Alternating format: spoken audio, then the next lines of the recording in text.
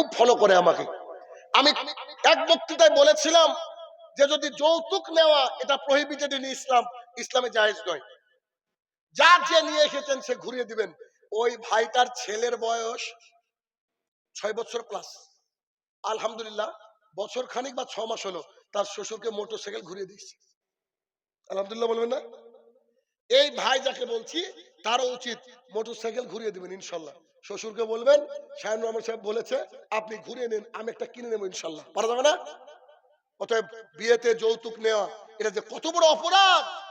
একজন কলিজার টুকরা সন্তানকে 13 বছর 18 বছর 20 বছর মানুষ করার পর, ভালো খাওয়ানোর পর, সুরক্ষিত করার পর তার কলিজার টুকরাকে দিয়ে দিচ্ছে। আবার ওই দিনে মা বাবা কত বড় পেশার।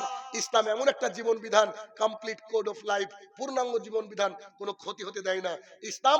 আমার লেখা বই একটা আছে, যারা পেয়েছেন পড়বেন, নাহলে অন্য কোনো সময় পাবেন। বিবাহ একটি ইবাদত, ওখানে আমি বলেছি যে যৌতুক প্রথা ইসলামের কোনো প্রথা নয়।